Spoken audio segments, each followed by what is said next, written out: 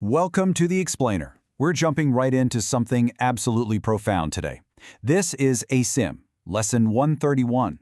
And at the heart of this lesson is a single earth-shattering idea. No one can fail who asks to reach the truth.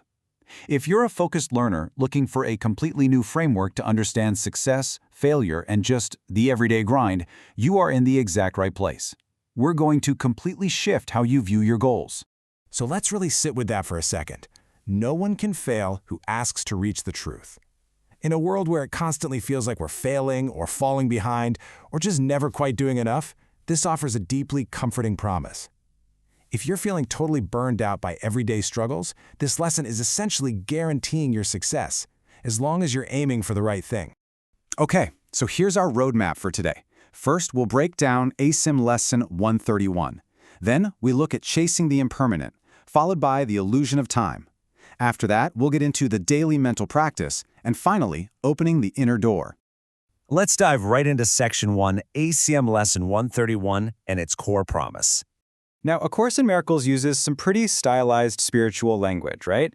But at its heart, it is talking about deep human psychology. It's talking about how our minds operate and how we literally create our own stress. To understand true success, the text asks us to completely redefine failure. It says failure is just the inevitable result of seeking goals that simply cannot be achieved. It's the sheer exhaustion of looking for permanence in a world that is, by definition, impermanent. If you're trying to find absolute, unchanging stability in your job, your bank account, or external situations that are constantly shifting, you're setting up a game that you physically and psychologically cannot win. Which brings us to Section 2, chasing the impermanent. This is the real problem we're facing. We really need to take a hard look at a human tendency we all share. On one hand, we genuinely want permanence, love, and safety. We all want that. But on the other hand, the text points out the massive contradiction in where we actually look for them. We look for permanence in impermanent situations. We look for love in highly competitive environments devoid of real connection. We look for safety in the midst of worldly dangers. Just think about trying to find deep inner peace through endless doom scrolling, or trying to guarantee your life's stability by relentlessly climbing a chaotic corporate ladder. It's wild when you think about it. As the text asks, who could possibly succeed when contradiction is the very setting of their search? And the text doesn't pull any punches here. It gives us this incredibly stark warning. The pursuit of these imagined unstable goals is effectively a search for nothingness. Psychologically speaking, pouring all your energy into meaningless, shifting illusions leads straight to burnout, despair, and the metaphorical death of your vitality. You know the feeling, right? You're exhausting yourself trying to protect a fragile little dream you've made up about how the world should work, rather than engaging with reality. But here is the absolute game changer. We are not trapped. The world cannot dictate your goals unless you give it the power to do so. Let that sink in. You have the ultimate freedom to choose a goal that lies completely beyond worldly anxieties and frantic thoughts. The text calls this an echo of a forgotten heritage. It's this inner state of being that holds everything you actually truly want. We just have to choose to stop handing our power over to a chaotic world. Let's move into Section 3, the illusion of time, which is a massive paradigm shift. The text poses this beautifully direct, challenging question. Why wait for heaven? So often we tell ourselves, I'll be peaceful when I finish this project, or I'll finally be happy when I get that promotion. We are constantly deferring our peace to the future. But the text asks us to completely shift our focus away from those future anxieties and drop right into this very present moment. Because according to Lesson 131, heaven isn't some distant place in the clouds you go to after a lifetime of waiting. Not at all. It is a present, wholly futureless state of mind. Time itself is viewed as a great illusion. Think about it. The past is entirely gone.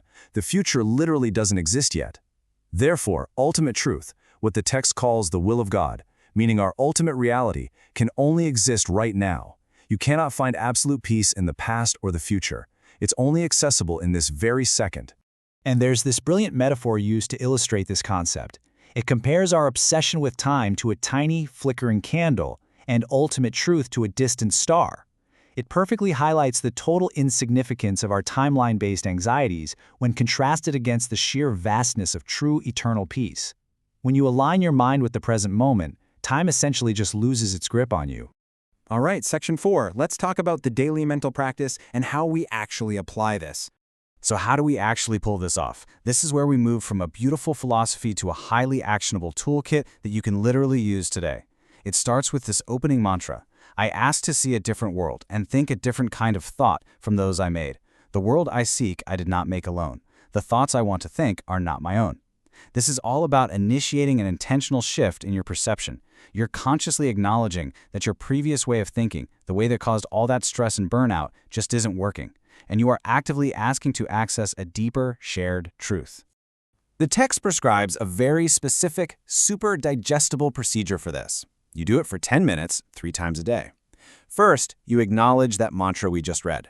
Second, you close your eyes and just watch the senseless world in your mind, meaning you just observe your stressful, chaotic thoughts without judging them. Third, you let them go. And finally, step 4, you actively sink below those surface thoughts to a quiet, holy place in your mind. And that brings us to our final section, opening the inner door and our conclusion. So what actually happens when you sit down for those 10 minutes and finally sink below that relentless mental chatter? Well, the text offers this incredibly poetic visual. It says that no matter how chaotic your mind feels, there is a door beneath your thoughts that you could not completely lock. Just think about that for a second. Beneath all your daily anxieties, your endless to-do lists, your fears, there's a hidden door in your own consciousness. And right behind that door lies the exact truth and peace you've been frantically searching for in the outside world. When you reach that door during your 10-minute practice, the experience is described as incredibly empowering and entirely effortless. Here's what happens. The door easily swings open simply because of your intent to go beyond it. The text says, angels light the way, meaning absolute clarity naturally arrives. All the darkness of your anxiety vanishes, you stand in bright, clear light, and suddenly you understand all things you see. The promise here is absolute, guys. No one can fail this step if they truly ask to reach this inner truth. To help carry this profound state of mind with you, the text gives us this final reminder mantra for your day. Today I seek and find all that I want. My single purpose offers it to me. No one can fail who asks to reach the truth. By repeating this, you maintain a sense of special gladness.